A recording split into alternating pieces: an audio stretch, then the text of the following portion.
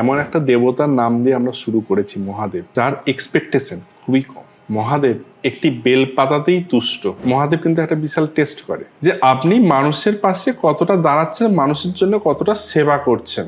আমরা কিন্তু মহাদেব পরীক্ষা নিচ্ছি, আর এই পরীক্ষার সময় ভেঙে পড়লে চলবে না, অভিমান করা চলবে না, রাগ করলে চলবে না। অন্ধকার বলে কিন্তু কোনো জিনিস হয় না, it's a lack of the light. কারো ক্ষেত্রে 6 মাস লাগতে পারে, কারো ক্ষেত্রে 2 বছর লাগতে পারে, কারো ক্ষেত্রে 5 বছর লাগতে পারে। ভেঙে পড়ার কোনো কারণ নেই। শ্রাবণ মাসটাই কেন ইম্পর্টেন্ট? 12টা মাসের মধ্যে মহাদেব মর্তে তখন বিচরণ করেন। সন্ধেবেলাতে শিবের মাথায় জল ঢালা হয়, এটা কিন্তু ঠিক নয়। বাঁক নিয়ে কেন শিবলিঙ্গের মাথায় জল দেয়া হয়, এটা একটা নামও আছে। নামটা হচ্ছে কাভারিয়া বা বোলবাম বলা হয়। তো এটা একটা বিশাল তপস্যা। ভগবান কোথাও বলেনি তুমি না খেয়ে মরে আমার সাধনা করো, এটাও বলেননি। আম্বানি হচ্ছে সব থেকে বড়, শুধু দেশের নয়, 10-এর মানে বিশ্বের ওয়ান অফ দ্য রিচেস্ট। তার যখন ছেলের বিয়ে হয়েছিল, গ্রাম থেকে প্রচুর গরিব দুঃখী মানুষকে নিয়ে এসে তার হাত দিয়ে, ওনার ছেলের হাত দিয়ে খাবার ডোনেট করা হয়েছিল, ভালো ভালো খাবার খাওয়ানো হয়েছিল। এটা আমরা টিভিতে সবাই দেখেছি। জীব সেবার কথা ভাবেন। বৈষ্ণো দেবীতে যে উনি কিন্তু চুল দান করে এসছেন, সকালবেলা স্নান করে শুদ্ধ বস্ত্রে শিবলিঙ্গকে গঙ্গা জল দিয়ে পুজো করুন, এবং চেষ্টা করুন গঙ্গা জলটা যেন জোয়ারের জল হয়, কারণ জোয়ার মানে আমাদের লাইফে পজিটিভ। ভাটার জল ইউজ করবেন না।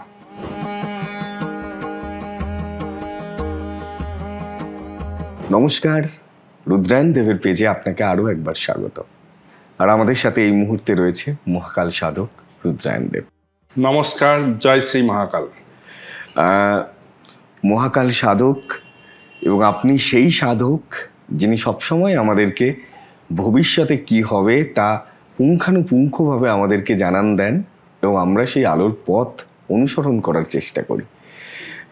আপনার কথা মতো, আপনার গণনা মতে যা যা এখন অবধি হয়েছে তা সত্যিই আমরা বুঝতে পারছি, জানতে পারছি, এবং আমরা জানিও যে আপনার গণনা মতে রাজ্যে পালাবদল হয়েছে। রাজ্যে আপনি যে মুখ্যমন্ত্রীর কথা বলেছেন তিনিই মুখ্যমন্ত্রী হয়েছেন।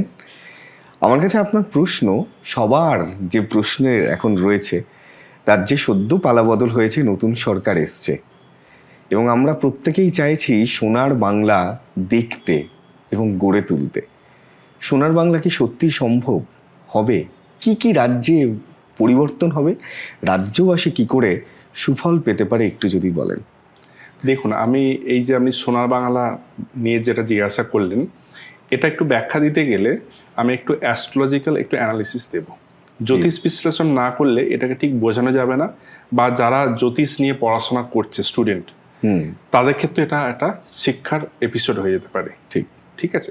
তো আমরা এই ধরনের, আমরা জেনারেলি কি হয়, আমরা মানুষের জন্মকুণ্ডলী দেখি, মানুষের জন্ম সময় ধরে আমরা তার কি হবে, লাইফে কি যেতে পারে, প্রেজেন্ট, পাস্ট, ফিউচার, সব কিছু আমরা এগুলো ডিসকাশন করে থাকি। কিন্তু আমরা খুব কম মানুষই জানি যে একটা সরকারেরও জন্ম মুহূর্ত হয়। বাহ, ঠিক আছে। তো এই যে নতুন সরকার গঠন হয়েছে, তো নতুন সরকার কিন্তু ওথ যেটা বলা হয় শপথ গ্রহণ, সেই ওথ সেরেমনি হয়েছিল 9 মে 11:32 সময় কলকাতা। তো এইটা বলা হয় নতুন সরকারের জন্ম তারিখ, জন্ম সময়, জন্ম প্লেস মানে জন্মস্থান। আচ্ছা। তো এইটা যখন আমরা কুণ্ডলী বানাই, তখন যেটা পেয়েছি সেটা আমি একটু দর্শকদেরকে বলতে চাই। প্লিজ বলুন। হ্যাঁ, সেটা যেটা আমরা পেয়েছি সেটা হচ্ছে কর্কট লগ্ন এবং মকর রাশি। আচ্ছা, ঠিক আছে। এবার আপনার যে কোয়েশ্চেনটাতে আমি ডিটেইলি চলে আসি। কর্কট লগ্ন, মকর রাশি, একাদশ ঘরে, একাদশ ঘর থেকে আমরা বিচার করে থাকি সাকসেস। একটা মানুষ সাকসেস পাবে কিনা, একটা রাজ্য সরকার সাকসেস পাবে কিনা, সেটা দেখা যায়। তো একাদশ ঘরে শুক্র বসে আছে ইউরেনাসের সাথে। ঠিক আছে। এবার একটু কেন ইউরেনাস কথাটা বললাম, আপনারা অনেকেই শুনে থাকবেন যে জ্যোতিষশাস্ত্র মতে 9টা গ্রহ আছে, কিন্তু মডার্ন অ্যাস্ট্রোলজি অনুযায়ী আমি বিশেষ করে আমি যেটা করি কি 12টা প্ল্যানেট নিয়ে ডিসকাস করি বা অ্যানালিসিস করি। আচ্ছা। এবার বললাম 12টা প্ল্যানেট এলো কোথা থেকে? 9টা প্ল্যানেট যেমন আছে, 3টে সাব প্ল্যানেট আছে, ইউরেনাস, নেপচুন, প্লুটো। আচ্ছা। So we can't ignore Pluto, Uranus, Neptune, কারণ এইগুলোর ভালো রোল আছে যাদের ওপর অনেক কিছু জিনিস চেঞ্জেস হয় সূক্ষ্মাতি সূক্ষ্ম গণনার মাধ্যম দিয়ে। তো এই তিনটে যদি সাব প্ল্যানেটকে যদি আমরা কনসিডার না করে থাকি, তাহলে কিন্তু প্রেডিকশন অনেক গন্ডগোল হয়ে যেতে পারে, অ্যাকিউরেসিতে অনেক অভাব হতে পারে। সেজন্যে জ্যোতিষ নিয়ে যারা আলোচনা করছে তাদের কিন্তু, বা যখন কোনো জ্যোতিষের কাছে যে পৌঁছাচ্ছেন আপনারা, তখন আপনাদেরও দেখা উচিত সেই জ্যোতিষী 9টা প্ল্যানেট নিয়ে ক্যালকুলেশন করছে না 12টা প্ল্যানেট নিয়ে ক্যালকুলেশন করছে। কোন কটা প্ল্যানেট নিয়ে ক্যালকুলেশন করলে সেটা ভালো হয়? 12টা।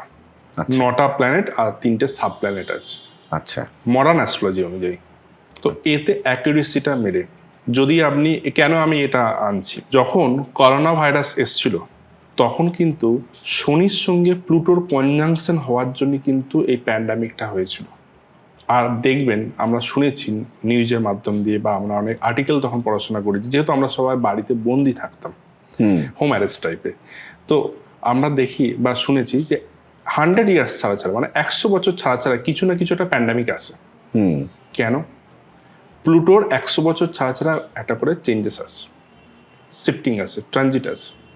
তো সেই ট্রানজিটের জন্যে কিন্তু এই প্রবলেমটা বা এই জিনিসটা নতুন করে একটা চেঞ্জেস আসে।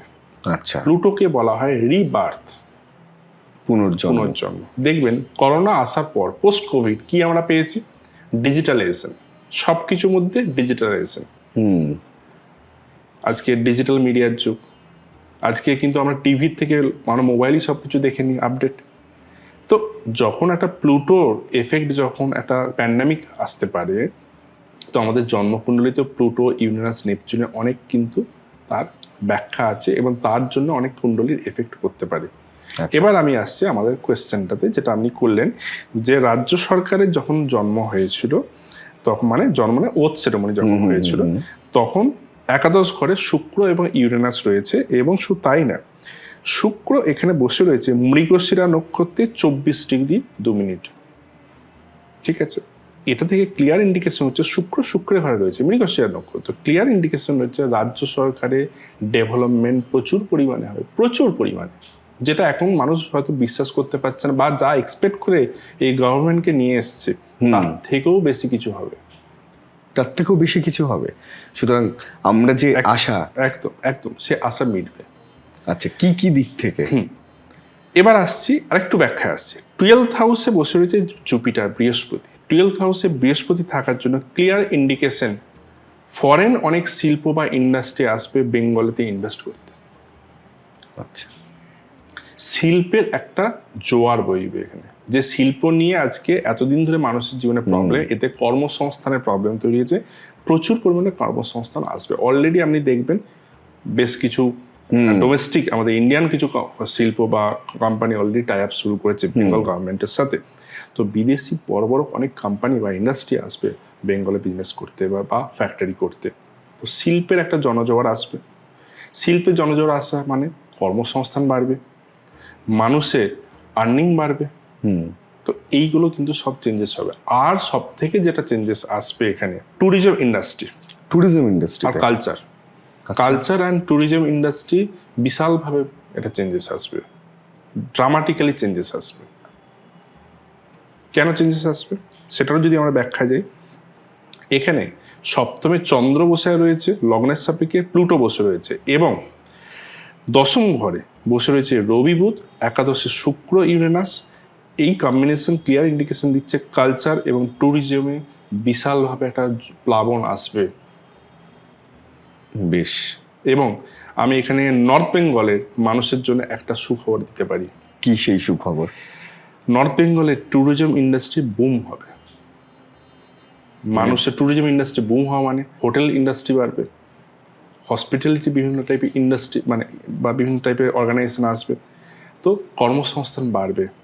আজকে দার্জিলিং বলুন, শিলিগুড়ি বলুন বা ডুয়ার্স এরিয়াতে বিভিন্ন ধরনের প্রজেক্ট তৈরি হবে, এবং যে প্রজেক্টগুলো ট্র্যাডিশনাল প্রজেক্ট নয়, আপনারা এটাও দেখবেন মডার্ন ট্যুরিজম হবে।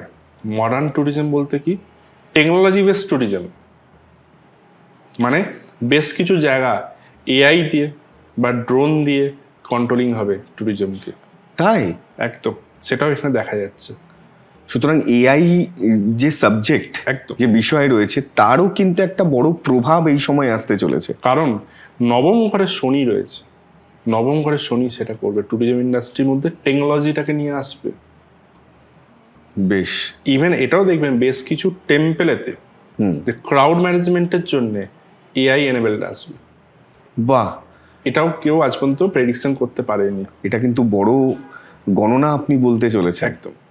এবার যে কোয়েশ্চেনটা আমরা ছিল যে, বা মানুষ বলবে যে কবে আমরা এই বেনিফিটটা পাবো। ঠিক। এই বেনিফিটটা আমি আপনাকে বলি, টাইমিংটা বললে সুবিধা হবে।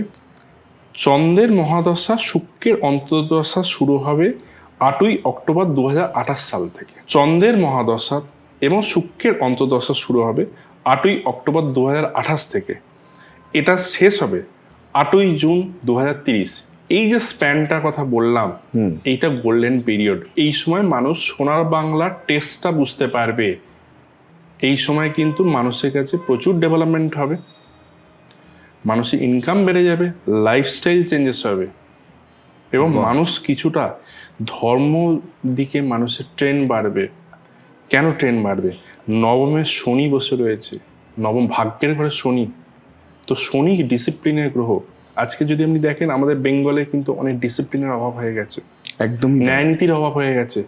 কিন্তু এই শনি মহারাজ এটা চেঞ্জেস করে মানুষের মধ্যে ধর্মের জ্ঞান, ধর্মের প্রতি ভক্তি শ্রদ্ধা এটাকে নিয়ে আসবে। আপনি মিলিয়ে নেবেন এটা আমার টাইমিং অনুযায়ী। যারা ওখানে বসে দেখছেন, এই বছর যে সময় বসে এই মুহূর্তে আমাদের আলোচনা চলছে, গণনা যে সময় বসে রুদ্রায়ণ দেব করলেন, সেটা 2026। আর যে সময়ের কথা তিনি বললেন, যে সময় আমরা সোনার বাংলার স্বাদ পাবো, যে সময় বর্তমান সরকারের জন্য গোল্ডেন টাইম বলা যেতে পারে, সেটা শুরুই হচ্ছে 2028 সাল থেকে। সুতরাং 2 বছর অলমোস্ট আগে গণনা করলেন রুদ্রায়ণ দেব। এই গণনার কথা যারা ওখানে শুনছেন তারা মনে রাখবেন, যাদের হাতে ক্যালেন্ডার রয়েছে তারা মার্ক করে রাখবেন, যারা অপেক্ষা করছেন তাদের অপেক্ষার অবসান কবে হবে, সেই অপেক্ষার অবসানের দিনক্ষণ তারিখ আপনাকে জানিয়ে দিলেন রুদ্রায়ণ দেব। এবং ট্যুরিজম ব্যবসায় যারা চাইছে তাদের জন্য সঠিক সময় কখন? কারণ আপনি বলছেন যে ট্যুরিজমে স্পেশালি নর্থ বেঙ্গলে যারা আছেন তারা এই মুহূর্তটা আরও বেশি করে উৎসব উন্মাদনার সময়, তার কারণ সেখানে ট্যুরিজম ফ্যাক্টরে জনজোয়ার আসতে চলেছে। এবং এই ট্যুরিজম ফ্যাক্টরে যখন জোয়ার আসবে, তখন কোন কোন দিকগুলো কোন কোন সময় থেকে, বা যারা ওই ট্যুরিজমে ব্যবসা করতে চাইছে তাদের সময়টা কোন সময় থেকে শুরু হবে যদি একটু বলেন। দেখুন, সময় তো শুরু হয়ে গেছে। আচ্ছা, 2028 সাল থেকে যদি স্বাদ টিম পাবো। পেতে হলে এখনই তাদেরকে কিন্তু ইনভেস্টমেন্ট করতে হবে। আচ্ছা, তাদের গভর্নমেন্টের সাথে বসা উচিত, পলিসি মেকিং করা উচিত, কিভাবে জিনিসটা গভর্নমেন্টের সাথে হাত মিলিয়ে কিভাবে সে এগোতে পারে, এবং মানুষকে বিভিন্ন রকম অ্যাক্সেস দিতে পারে। অ্যাক্সেস মানে বিভিন্ন টাইপের, যেন মানুষের যেন কোনো হ্যাকেল না হয়, বা সেই পরিবেশ যদি তৈরি করতে হয়, this is the right time. আর এই গভর্নমেন্ট যে টাইমেতে প্রতিষ্ঠা হয়েছিল, শ্রাবণা নক্ষত্র, লর্ড বিষ্ণুর নক্ষত্র বলে শ্রাবণা নক্ষত্র। তো এখানে এই গভর্নমেন্ট যে মানুষ কাজ করতে চাইবে তার পাশে সাপোর্ট করবে। বাহ। তো এটা একটা দিক।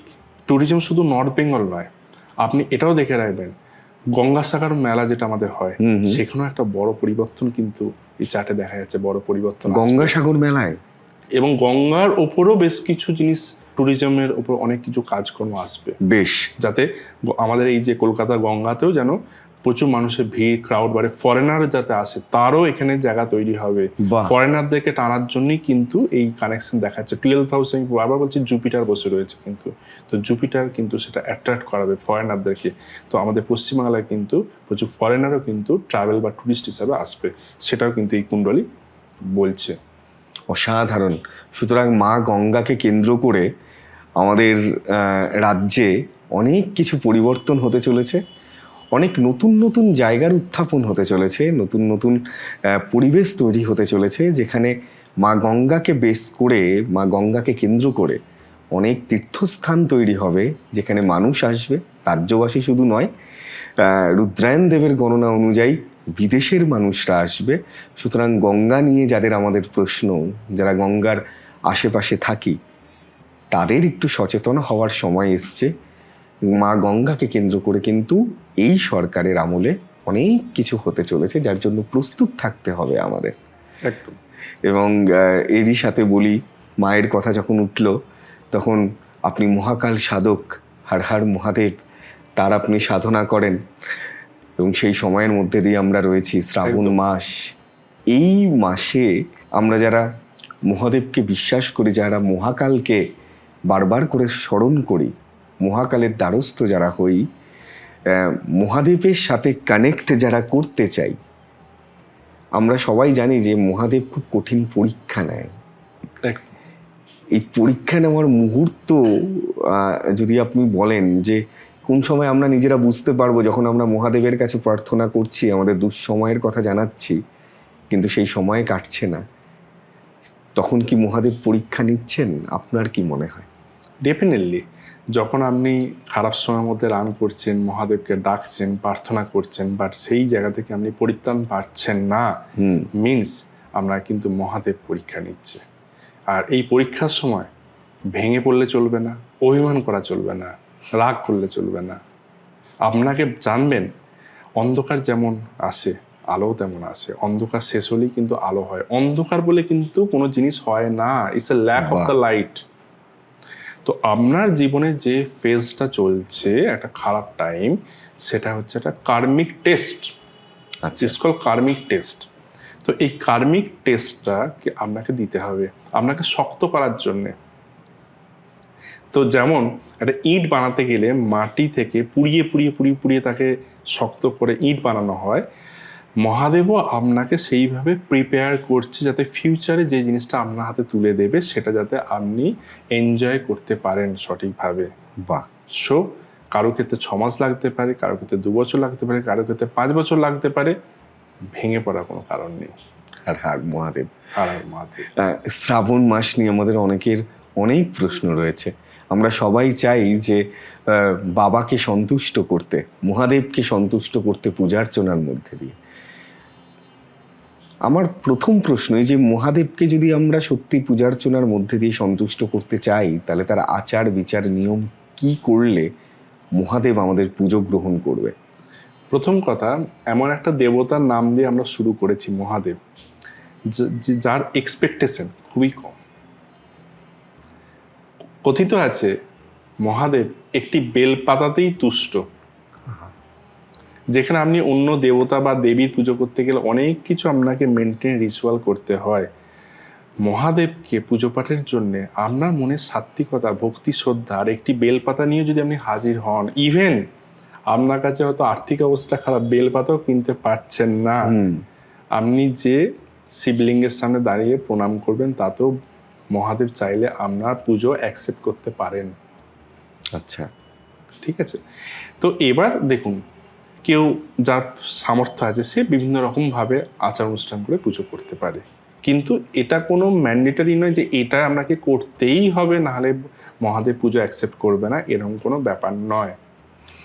তাহলে কি মহাদেবকে পুজো করার জন্য শুধু মন থেকে ডাকলেই হয়? একদম, শুধু মন থেকে ডাকলেই হবে না। মহাদেব কিন্তু একটা বিশাল টেস্ট করে। কি টেস্ট করে জানেন? টেস্টটা হলো, মহাদেব দেখেন যে আপনি মানুষের পাশে কতটা দাঁড়াচ্ছেন, মানুষের জন্য কতটা সেবা করছেন। কারণ বলা হয় যে জীব সেবাই শিব সেবা। ঠিক। তো জীবের মধ্যেই শিব থাকে। তো আপনি জীবকে সেবা করতে পারছেন না, মানুষের পাশে দাঁড়াচ্ছেন না, পশু পাখিদের পাশে দাঁড়াচ্ছেন না, অথচ আপনি ভক্তি ভরে শিবকে আরাধনা করছেন, পুজো দিচ্ছেন, নিত্য নৈমিত্তিক পূজা করছেন, পণ্ডিতজিদেরকে দিয়ে পুজো পাঠ করাচ্ছেন, আপনার সেই পুজো অ্যাকসেপ্ট হবে না। যদি আপনি মানুষের পাশে না দাঁড়ান, মানুষের পাশে বিপদের দিনে যদি হেল্প না করেন, সাপোর্ট না করেন, শুধু মানুষ নয়, পশু পাখিদের যদি আপনি সাপোর্ট বা হেল্প না করেন, তো সবার আগে আমি একটা কথা বলবো, যার যেমন সামর্থ্য, আপনার কাছে ফাইন্যান্স ইস্যু থাকতেই পারে, একটা বিস্কিটের প্যাকেটও একটা গরিব বা একজন দুঃখী মানুষের হাতে আপনি তুলে দিতে পারেন, একটা ছোট জলের বোতলও কিনে আপনি তুলে দিতে পারেন। এইটুকু করলেও মহাদেব কিন্তু সন্তুষ্ট হন। আমি প্রথমেই বললাম কি, একটি বেলপাতাতেই তুষ্ট। তো একটা জলের বোতল যদি কম পয়সায়, ছোট জলের বোতল 250 ml যদি কোনো গরিব মানুষ বা পথে অনেক মানুষকে আমরা দেখে থাকি যারা পথেতেই তাদের দিন রাত কাটে, তাদের পাশে যদি আপনি ওইভাবেও দাঁড়ান একটু, তাহলেই মহাদেব খুশি হবেন। তার জন্য বিশেষ পুজো রীতির কথা দরকার নাই। তো মহাদেবকে পেতে গেলে সবার আগে মানুষের পাশে দাঁড়ানো উচিত, জীব সেবা করা উচিত, কারণ জীব সেবার মধ্যেই শিব সেবা পাওয়া যাচ্ছে।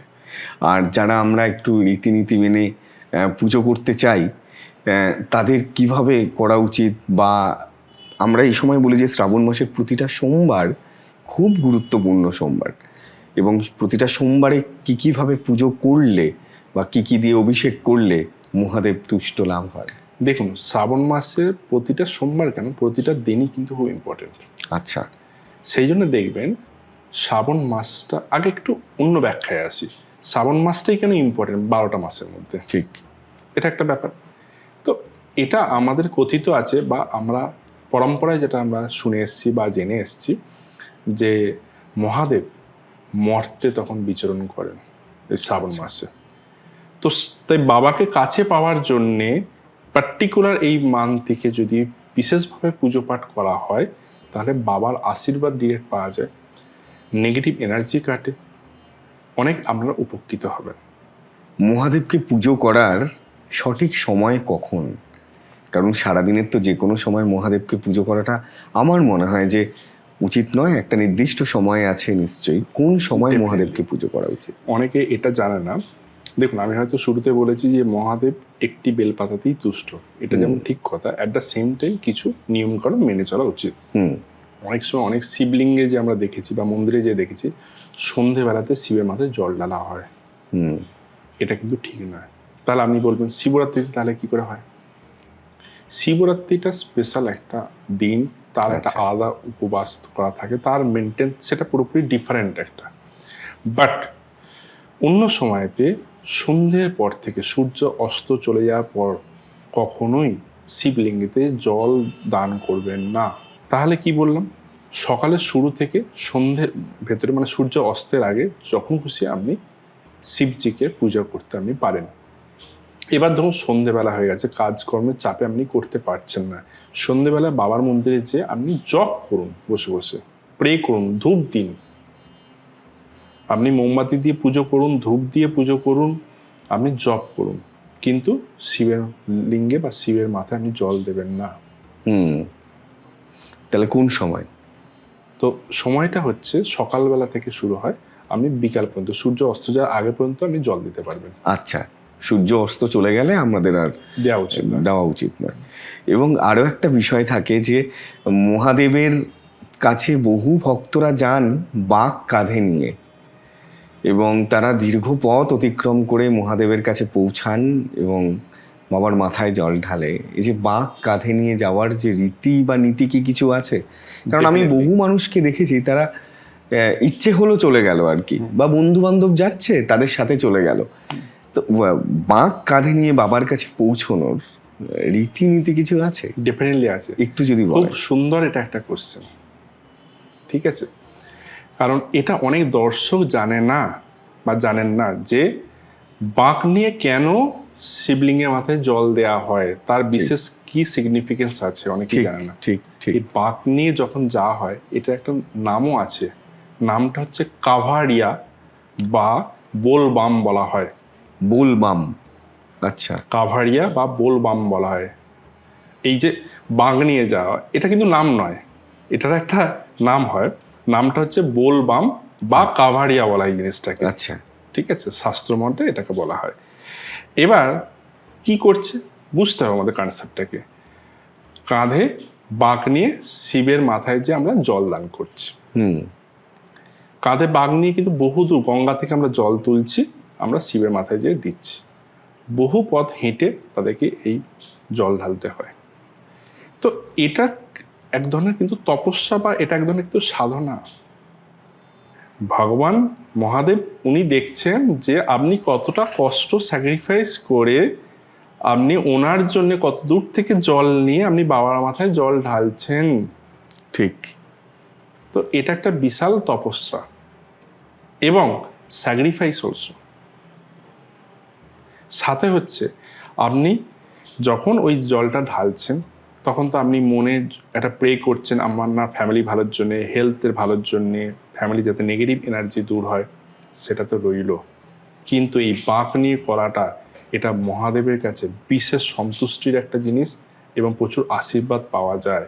বাহ। বহু আমরা এরকম ইনসিডেন্ট জানি যে বাড়িতে দুরারোগ্য ব্যাধিতে আক্রান্ত বাড়ির ফ্যামিলির কোনো মেম্বার, তার জন্য অন্য ফ্যামিলি একজন মেম্বার তার হয়ে এই কাঁধে বাঁক নিয়ে গঙ্গা থেকে জল তুলে শ্রাবণ মাসে মহাদেবের ওপর জল দান করা হয় তাকে সুস্থ করার জন্য। এবং বহু ক্ষেত্রে যদি সেই রিচুয়াল বা সেই নিয়ম নীতিগুলো যদি ঠিকঠাক করে মেনটেন করে যদি করতে পারে, সেক্ষেত্রে সেই জল ঢালার পর ওই যে জল ঢালার পর জল একটা নিয়ে যেতে হয়, ওই জল যদি তাকে খাওয়ানো হয় সুস্থ হয়। এই হিস্ট্রি বা এই জিনিস আমরা দেখেছি বা এটা হয় যদি প্রপারভাবে মেনটেন করে করে যদি করে। আচ্ছা, এই যে বাঁক নিয়ে যারা যায় সেই সময়ে রাস্তায় দাঁড়িয়ে বহু মানুষ তাদেরকে কখনো জল দান করেন, কখনো খাবার দান করেন, কারণ দীর্ঘ পথ তারা যায়, অতিক্রম করছে।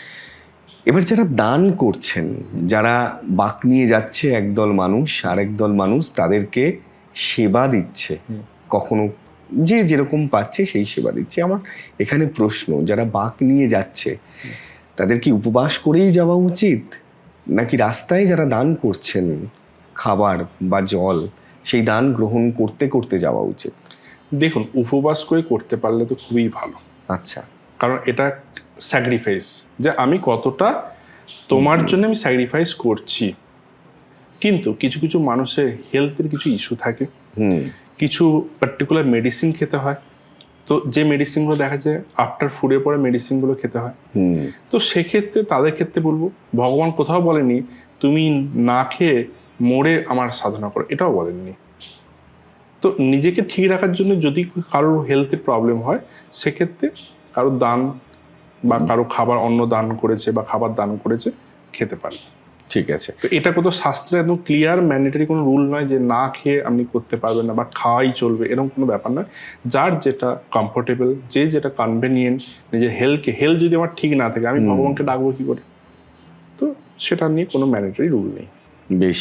আর যারা দান করছে এই সেই সময় দাঁড়িয়ে কি কি দান করা শুভ এবং কি কি দান করা উচিত যার জন্য মানুষের জীবনযাত্রার পরিবর্তন হতে পারে? দেখুন, যখন দান করছে একদিকে যেমন অন্নদান বা খাবার দান তো ঠিক আছে, সাথে ওই সমস্ত মানুষের জন্য বস্ত্র দান করা উচিত। আচ্ছা, বস্ত্র দান খুব ইম্পর্টেন্ট, 1 নম্বর। 2 নম্বর, কিছু যদি ফল যদি ওনাদেরকে দান করা হয় সেটাও খুব ভালোভাবে কাজে লাগে। এবং বস্ত্রের সাথে বা ফলের সাথে আমাদের নিত্য প্রয়োজনীয় কিছু সময় আমরা ওষুধপত্র আমরা ইউজ করে থাকি, তাদের কিন্তু ওষুধ দিয়েও যদি সাপোর্ট করে যায়। অনেক সময় কি হয় আমরা দেখেছি বাবা হাতে জল ঢালার পর অসুস্থ হয়ে যায়, তো কিছু বেসিক প্যারামিটার ওষুধ দিলেও কিন্তু ভালো। সবার আগে আমি বলবো খাবার আর বস্ত্র দান করুন। খাবারের মধ্যে যে কোনো খাবার, ভেজ ফুড, সেখানে নিরামিষ যে কোনো খাবার। আচ্ছা, ঠিক আছে। আর হচ্ছে বস্ত্র দান করুন, কম্বল দান করুন। কিন্তু সেই কম্বল নিয়ে তো তারা হাঁটতে পারবে না, দান তো করবে কিন্তু তাদের তো সেই গ্রহণ করে তারা যে আবার দীর্ঘ পথ যাবে, সেই গ্রহণের ক্ষেত্রে হয়তো কোথাও গিয়ে একটু, হ্যাঁ সেটা কোথাও গিয়ে একটু প্রবলেম। বাট কম্বল দান করলে কি হয়, যিনি দান করছে তার ক্ষেত্রে অনেক সময় তার জন্মকুণ্ডিতে অনেক সময় পিতৃদোষ বা বিষ দোষ থাকে, তো এই কম্বল দান করলে কিন্তু সেই জিনিস কাটে। এবং কম্বল মানে কালো কম্বল। আচ্ছা, শনির যাদের অনেক সাড়ে সাথী বা ঢাইয়া চলছে তাদের জন্য কিন্তু এটা ভালো এফেক্টিভ হয়। আচ্ছা, কালো বস্ত্রও তো দান করা যেতে পারে? কালো বস্ত্র দান করা যেতে পারে। আচ্ছা, কম্বল ছাড়া যে কোনো। এবং আমরা যদি দেখি উজ্জয়িনীতে নবগ্রহ প্রাচীন শনি মন্দির আছে, যেটা রাজা বিক্রমাদিত্যের হাতে প্রতিষ্ঠা। আচ্ছা, ওই শনি মন্দিরে আপনি গ্রহরাজের কোনো মূর্তি পাবেন না, কিন্তু তাহলে ওখানে বাবা মহাদেবেরই মূর্তি আছে, কিন্তু ওই মহাদেবের ওপরেই কিন্তু আমাকে সর্ষের তেল চড়িয়ে পুজো করতে হয়, কিন্তু মহাদেব কি গ্রহরাজ হিসেবে পূজা পালন করা হয়। আচ্ছা, বাহ। তো সেই জন্যে আপনার শনির যদি ঢাইয়া বা সাড়ে সাথী থাকে, বা শনি গ্রহের যদি আমরা নেগেটিভ এনার্জি যদি জেনারেট হয় আমার জন্মকুণ্ডলিতে, কালো বস্ত্র বা কালো কম্বল দান করলে কিন্তু আমরা সে এফেক্ট কমে। বাহ, অসাধারণ। সুতরাং যারা দান করছেন, যারা দান করবেন বলে ভাবছেন, তারা কিন্তু এই দিকগুলো মনে রাখবেন। আচ্ছা, খাবার দান করলেও কি কোনো উপকারিতা হয়? সেক্ষেত্রে যারা খাবার দান করছে তাদের কি কি জায়গা থেকে তারা মুক্তি পেতে পারে, বা কি কি তাদের ভালো ফল হতে পারে, একটু যদি বলেন। দেখুন, অন্নদান করলে ডেফিনেটলি তো মুক্তি তো পাবে। এবার দেখুন, প্রথমেই বলেছি জীব সেবাই শিব সেবা। তো ভেজ ফুড, প্রপার ফুড, এবং ফুডটা যেন হাইজিন মেনটেন করা হয়, এমন ধরনের আমাকে দিতে হয়, মানে যা খুশি আমি কিনে বা বানিয়ে একটা দিলাম, এটা করা উচিত নয়। কারণ মনে রাখতে হবে, আমি কিন্তু ভগবানের সেবা করার জন্য এটা আমি ডোনেট করছি। তাহলে আমার সামনে যদি সত্যিকারের যদি সাক্ষাৎ যদি বা সত্যিকারের যদি ভগবান যদি আমার সামনে বসতো, আমি কি এই খাবারটা দিতে পারতাম তাকে? এটা ভাবতে হবে আমি কি খাওয়াচ্ছি বা কি দিচ্ছি। বাহ। তো সেই জায়গাটাকে মেনটেন করা আগে দরকার। সেইটা যদি মেনটেন হয়, ভগবান তো নিজে সামনে আপনার সামনে উপস্থিত হবে না, মানুষের মধ্যেই বিরাজ করে। তো তাদেরকে সেইভাবে যদি আপনি পূজিত করেন বা সেবা যদি করেন, তাহলে আপনার জন্মকুণ্ডলী অনেক নেগেটিভ এফেক্ট কমে যায়। আমি বহু জন্মকুণ্ডলীর ক্ষেত্রে দেখেছি যে তাদের ডিভোর্স ম্যান্ডেটারি হবে, বা বিশাল বড় অ্যাক্সিডেন্টে তারা তো বড় ক্ষয়ক্ষতি হয়ে যেতে পারে, কিন্তু এই প্রচণ্ড পরিমাণে রিচুয়াল তারা মেনটেন করে, সেবা করে, ডোনেট করে, তার ফলে কিন্তু তাদের সেই সমস্যা থেকে সে রেকটিফাই করতে পারে। ইভেন যদি আপনি দেখেন, আজকে আমাদের দেশে আম্বানি হচ্ছে সব থেকে বড় রিচেস্ট, শুধু দেশের নয়, মানে বিশ্বের ওয়ান অফ দ্য রিচেস্ট। একদম। তার যখন ছেলের বিয়ে হয়েছিল, মানে ছোট ছেলের যখন বিয়ে হয়েছিল, সেক্ষেত্রে কত বড় পুজোর রিচুয়াল করা হয়েছিল, এবং গ্রাম থেকে প্রচুর গরিব দুঃখী মানুষকে নিয়ে এসে তার হাত দিয়ে, ওনার ছেলের হাত দিয়ে খাবার ডোনেট করা হয়েছিল, ভালো ভালো খাবার খাওয়ানো হয়েছিল। এটা আমরা টিভিতে সবাই দেখেছি। ঠিক, আগে তাদেরকে সেবা করা হয়েছিল, কিন্তু 2 দিন 3 দিন ব্যাপী হয়েছিল, কিন্তু যদি আমরা ভুলে না যাই। ঠিক। কেন তারা করেছে? ওনারা কিন্তু প্রচণ্ড ভগবানকে মানেন, জীব সেবার কথা ভাবেন। এবং রিসেন্টলি আপনি দেখবেন ওনার পুত্র, মানে ছেলে যার বিয়ে হয়েছিল, বৈষ্ণোদেবীতে যে উনি কিন্তু চুল দান করে এসেছেন। ঠিক।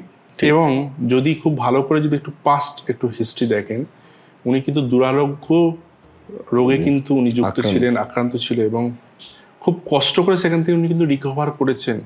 তাই যিনি ওনাদের পাশে এই সাজেশন দিচ্ছেন স্পিরিচুয়াল, তাকে প্রপারভাবে ওনাকে কিন্তু বা ওনাদেরকে কিন্তু গাইড করে নিয়ে যাচ্ছেন, আর ওনারাও সেটা ভক্তি ভরে স্যাক্রিফাইস করে ওরা কিন্তু শুনে মেনটেন করছে।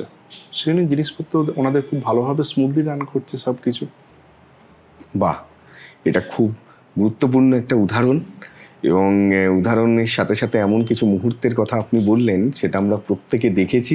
শুধু হয়তো দেখেছিলাম, আজ হয়তো রুদ্রায়ণ দেবের মাধ্যমে সেই রিচুয়ালস কেন করা হয়েছিল, কেন তারা এত নিয়ম নিষ্ঠার সহকারে সমস্ত উৎসব উদযাপন করেন, সেগুলো কিন্তু তার নেপথ্যের কারণটা আজকে আপনারা জানতে পারলেন। শ্রাবণ মাস নিয়ে আজকে আমরা কথা বলছি, এবং শ্রাবণ মাস নিয়ে আমাদের অনেকের অনেক প্রশ্ন আছে, প্রশ্নও আমরা করছি। একদম শেষের দিকে আসবো শ্রাবণ মাসের, যেহেতু আপনি একটা দানের কথা বললেন, এবং যারা যাচ্ছেন মাথায় কাঁধে করে বাঁক নিয়ে জল ঢালতে বাবাকে, তাদের কথাও আপনারা বললেন। এবার যারা আমরা যেতে পারলাম না, আর যারা হয়তো ভগবান এখনো আমাদের যাদের দান করার মতো হয়তো ইচ্ছা দিয়েছে কিন্তু সামর্থ্য দেয়নি, তারা কি কি করলে বাবার কৃপা লাভ করতে পারে, তাদের জন্য যদি একটু টোটকা বলেন এই শ্রাবণ মাসে, তাহলে হয়তো তারা উপকৃত হবে। দেখুন, বাড়িতে সবারই শিবলিঙ্গ প্রতিষ্ঠা থাকে। বাড়িতে বসি সকালবেলা স্নান করে শুদ্ধ বস্ত্রে শিবলিঙ্গকে গঙ্গা জল দিয়ে পুজো করুন, এবং চেষ্টা করুন গঙ্গা জলটা যেন জোয়ারের জল হয়। কারণ জোয়ার মানে আমাদের লাইফে পজিটিভ। ভাটার জল ইউজ করবেন না, জোয়ারের জল দিয়ে ভালো করে পুজো করুন, বেলপাতা দিন, ধূপ দেখান, ওং নমঃ শিবায় 108 বার করে জপ করুন, বাহ, আর ম্যানিফেস্টেশন করুন, নিজেকে সারেন্ডার করুন, বলুন আমার সব কিছু অহংকার থেকে আমাকে দূর করো, আমার কোনো ভুলভ্রান্তি আমি নোয়িংলি বা আননোয়িংলি যদি করে থাকি সেখান থেকে আমাকে বের করে আনো, এবং আমার মধ্যে থেকে লোভকে দূর করো, বাহ, আর আমার মধ্যে এমন একটা ক্ষমতা বা শক্তি দাও যেখানে আমি আর 10-15 জন মানুষের পাশে দাঁড়াতে পারি, তাদের সেবা করতে পারি, শুধু মানুষ নয় পশু পাখিদেরও যেন সেবা করতে পারি, কারণ আমি তোমাকে সেইভাবেই পুজো করতে চাই, জীব সেবার মাধ্যম দিয়ে তোমাকে আমি পুজো করতে চাই। আর যেটা আপনি বললেন লাস্ট কোয়েশ্চেন, যে যাদের সামর্থ্য নেই, যাদের সামর্থ্য নেই তারা শুধু জপ করুক, প্রণাম করুক, যদি বাড়িতে শিবলিঙ্গ না থাকে মোবাইলে যদি শিবের একটা ফটো নিয়ে প্রতিদিন প্রণাম করুক, দিনের বেলায়, সকালে কোনো কার্যক্ষেত্রে বেরোবার আগে, রাত্রিবেলা শুতে যাওয়ার আগে, যে আমার যেন দিনটা তোমার আশীর্বাদ যেন ভালো থাকে, ভালো চলুক, সব কিছু তোমার উপরেই আমি সমর্পণ করলাম, বাহ। ঠিক একদিন না একদিন উনি আপনাকে রেসপন্স করবেন। হার হার মহাদেব। আর আর মহান। সুতরাং রুদ্রায়ণ দেবের কথা আপনারা শুনলেন। শ্রাবণ মাসে আমাদের কিভাবে চলা উচিত, কি কি নিয়ম নিষ্ঠার সাথে মহাদেবের আরাধনা করা উচিত, কিভাবে মহাদেবের আরাধনা করলে তার কৃপা আমরা পাব। উজ্জয়নে বাবার যে সাজ, এইরকম একটা বাবার সাজ বা এই রূপ দেওয়ার কারণটা কি? দেখুন, আমি প্রথমেই বললাম যে 12টা জ্যোতির্লিঙ্গের মধ্যে একমাত্র দক্ষিণমুখী জ্যোতির্লিঙ্গ হলো মহাকাল। আচ্ছা। মহাকাল মানে হচ্ছে মহা এবং কাল, মানে যিনি সময়কে নিয়ন্ত্রণ করেন, মৃত্যুকে নিয়ন্ত্রণ করেন। তো এই মহাকাল হচ্ছে বলা হয় রাজাধিরাজ। রাজাধিরাজ মানে হচ্ছে মানবরূপী রাজার রাজা। বাহ। তার জন্যে যখন মহাকালকে পুজো করা হয় সিঙ্গার দিয়ে, পুজো দিয়ে, এবং একটা রাজরূপী রাজবেশ দিয়ে পুজো পাঠটা করা হয়, মাথায় মুকুট দিয়ে। এবং মহাদেবকে আমরা এদিকে যেমন বলি শ্মশান অধিপতি, একদিকে বিশ্বের সম্রাট হিসেবে ধরা হয়। ওনার কিন্তু দুটো রূপ, একটা হচ্ছে নর্মাল একটা ছিমছাম রূপ, আর একটা হচ্ছে এই ধরনের রূপসজ্জা দিয়ে রূপ, মানে দুটোই ওনার কিন্তু রূপ। শ্মশানে কি হয়, আমরা খুব, যারা শ্মশান সাধনা করে খুব নর্মালভাবে থাকে, আর যখন আমরা মানুষ রাজা রূপে থাকে তার ড্রেস কি হয়। তো বাবা যখন শ্মশান সাধনা বা বাবার যখন শ্মশান রূপী রূপটা হয় তখন একদম নর্মাল, আর বাবার যখন লর্ড হিসাবে আসে, বিশ্বের লর্ড, তখন কিন্তু বাবা রাজার ইয়েতে থাকে। তাই মহাকালকে, একমাত্র জ্যোতির্লিঙ্গ মহাকালকে ওইভাবেই মুকুট দিয়ে, রাজ মুকুট দিয়ে সাজানো হয়। শুধু তাই নয়, এখানে একটা কথিত আছে, মহাকালে দেশের কোনো প্রধানমন্ত্রী বা রাষ্ট্রপতি বা কোনো রাজ্যের মুখ্যমন্ত্রী রাতে থাকতে পারে না। আচ্ছা, মানে তাহলে তার পরের দিনে সেটব্যাক হয়ে যায়, মানে পদ চলে যায়।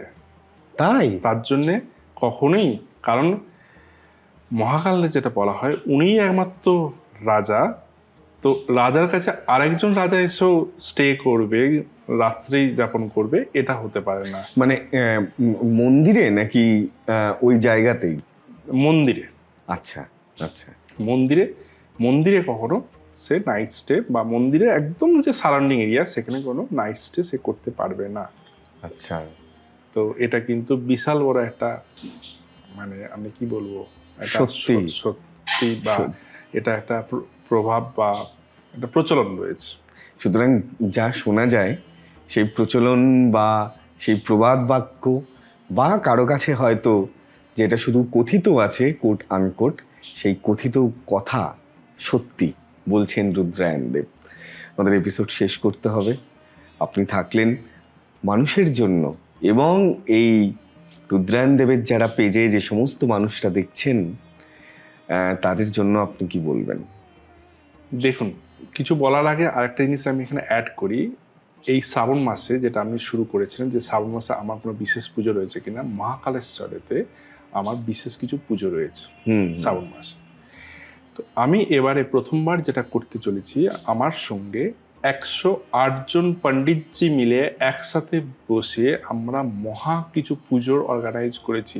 বাহ, যেমন মহাকালসর্প দোষ নিবারণ পূজা, মহামাঙ্গলিক রুদ্র মাঙ্গলিক মহাপূজা এবং মহামৃত্যুঞ্জয় পূজা আচ্ছা, আমরা আয়োজন করেছি। এবং আমি প্রায় 5 দিন ব্যাপী ওখানে টানা থাকছি। টানা 5 দিন ব্যাপী আমার এই পুজোটা চলবে। বাহ, মানে টানা 5 দিন আপনারা ওখানে ওই একই জায়গায় বসে কন্টিনিউ পুজো হবে? হ্যাঁ, একই জায়গাতেই পুজো হবে। হ্যাঁ, 24 ঘন্টা নয়, সময় একটা আছে। সময় থাকে। সেই সময়ে আমরা ওই পুজোটা আমরা 108 জন পণ্ডিতজি মিলে এই পুজোটা আমরা অর্গানাইজ করছি। অসাধারণ। এবং সেখানে যদি কেউ এই পুজোয় অংশগ্রহণ করতে চায় কিভাবে করবে?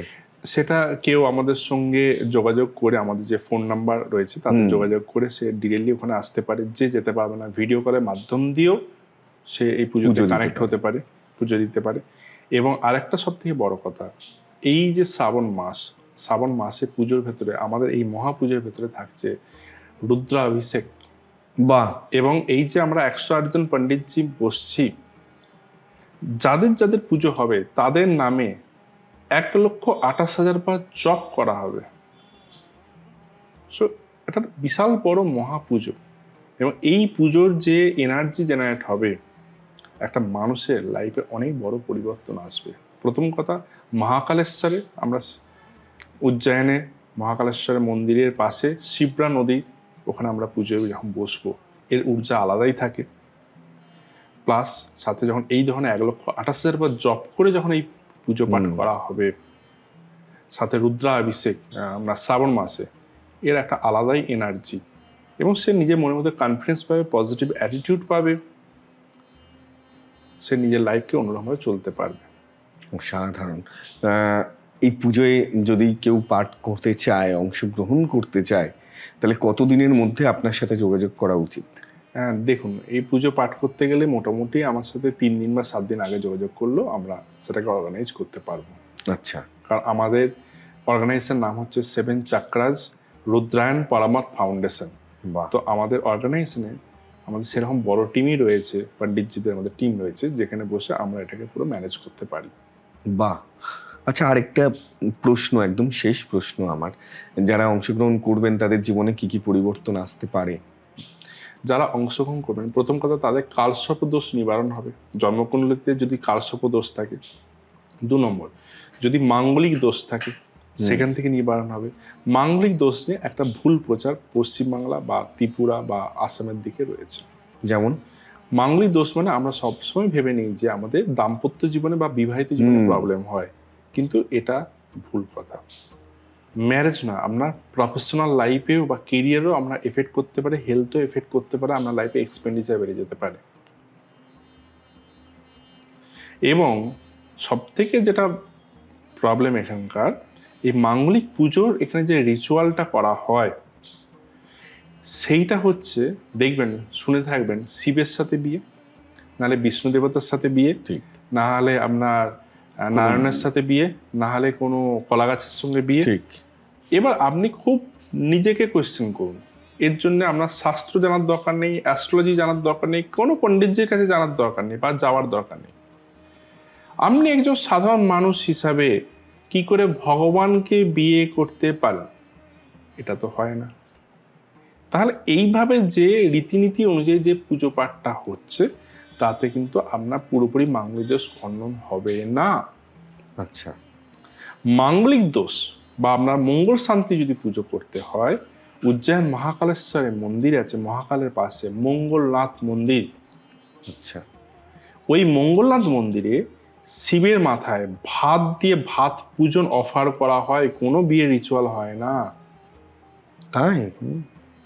ভাত পূজন। এবং এই ভাত পূজন করতে গেলেও সেখানে কিছু প্রোটোকল আমাদেরকে ফলো করতে হয়। এই যে আমরা বললাম যে আমরা 108 জন পণ্ডিতজি মিলে পুজো পাঠ করব। পণ্ডিতজি পুজো পাঠ করলেও সব পণ্ডিতজির কাছেও কিছু না কিছু একটা রেস্ট্রিকশন থাকে। ঠিক। এই ভাত পূজনের সময় কথিত আছে, অনলি ভাট, যারা টাইটেল, যাদের ভাট, ভিএটি ভাট, যাদের সারনেম বা টাইটেল, তাদের হাত দিয়ে এই পুজোটা কমপ্লিট করলে তবে এই পুজোটা অ্যাকসেপ্টেবল হয়। আমাদের টিমেতে এরকম ভাট টাইটেল যুক্ত পণ্ডিতজি রয়েছে। তো আমরা যদি কারোর মাঙ্গলিক পূজার কাজ নিয়ে থাকি, তো আমরা এই প্রথম শুরু থেকে নবগ্রহ শান্তি পুজো, রুদ্রাভিষেক, আপনার লক্ষ্মী গণেশ পুজো, তারপরে যে মঙ্গল দেবতাকে, মঙ্গল দেবতা হচ্ছে শিবেরই আর একটা রূপ। শিবের রুদ্ররূপ থেকে একটা কোষ ছিটকে বেরিয়ে এই মঙ্গল দেবতার জন্ম হয়েছিল। এই নিয়ে দেখবেন মঙ্গলকে সবসময় আমরা বলে থাকি ওয়ারিয়ার প্ল্যানেট, এনার্জি প্ল্যানেট।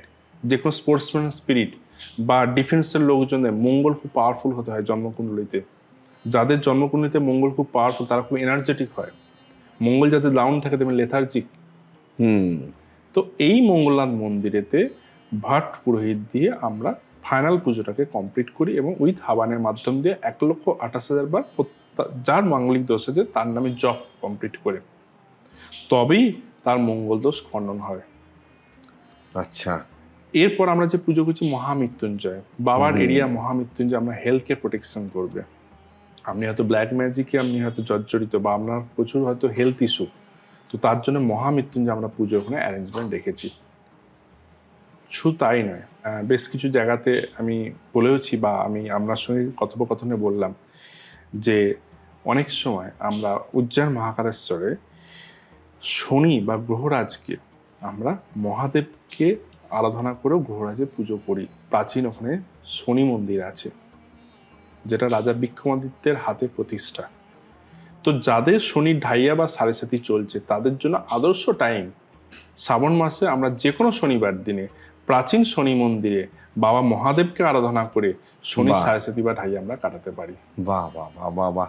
সুতরাং বোঝাই যাচ্ছে যে আমরা কোন কোন জায়গা থেকে যদি আমাদের জীবন একটু থমকে দাঁড়িয়ে যায় বা যদি আমরা দিশেহারা হয়ে যাই, সেই সময় এই আরাধনা করলে বা এইভাবে যে পুজোর কথা বললেন রুদ্রায়ণ দেব, সেই পুজোতে যদি আপনারা পুজো করেন বা এই আরাধনার মধ্যে দিয়ে যদি আপনারা এই পথ অনুসরণ করেন, তাহলে কিন্তু আমাদের অনেকের বিপদমুক্ত জীবন আমরা উপহার পেতে পারি। রুদ্রায়ণ দেব, অসংখ্য ধন্যবাদ। এবং যারা আমরা যেতে চাই, যারা আমরা এই পুজোয় অংশগ্রহণ করতে চাই, আমাদের যে ফোন নাম্বার রয়েছে সেই ফোন নাম্বারে যোগাযোগ করবেন, সেখানে প্রসেস বলে দেওয়া হবে নিশ্চয়ই। এবং আপনি কিন্তু চাইলে সেখানে গিয়ে পুজো করতে পারেন, চাইলে আপনি এখানে থেকেও আপনার পুজো সেখানে দেওয়া যেতে পারে। যাওয়ার আগে কি বলবেন? যাওয়ার আগে প্রথমে আপনাকে অসংখ্য ধন্যবাদ। আর দর্শক বন্ধুদের জন্য আমার একটা সাজেশন, আপনি উজ্জয়ন মহাকালেশ্বরের দর্শন করতে যদি যাওয়ার টাইম না পান বা যাওয়ার যদি আপনার কোনো কারণে আটকে যাচ্ছে, আপনি বাড়িতে বসেও আপনি মহাকালকে ডাকতে পারেন। কিভাবে ডাকবেন? প্রতিদিন আপনি একটা ডায়েরি বা একটা খাতা মেনটেন করুন, প্রতিটা দিনের একটা করে ডেট লিখবেন। সেই ডেট লিখে পাতার ভেতরে বা ডায়েরির কাগজেতে আপনি 108 বার জয় শ্রী মহাকাল লিখবেন। 1 জয় শ্রী মহাকাল, 2 জয় শ্রী মহাকাল, এরকম করে 108 বার জয় শ্রী মহাকাল লিখবেন। এটা রেগুলার টাস্ক দিলাম আমি। 365 দিন আপনি করুন, আপনি যে কোনো প্রান্তেই থাকুন না কেন এটা মেনটেন করা যায়। এই জয়শ্রী মহাকাল লেখার জন্য আপনার হার্ডলি 10 to 12 মিনিটস টাইম লাগবে। আর আমি কিছু বলবো না, 6 মাস পর আপনারাই বলবেন এই কাজটা যারা প্রপার মেনটেনেন্স যারা করবেন, 6 মাস পর আপনিই বলবেন আমাদেরকে ফোন করে যে এই কাজটা করে আমি যথেষ্ট বেনিফিট পাচ্ছি। বেশ, তো এইটা আমার সাজেশন দর্শক বন্ধুদের জন্যে। Very good. তো নমস্কার, জয় শ্রী মহাকাল।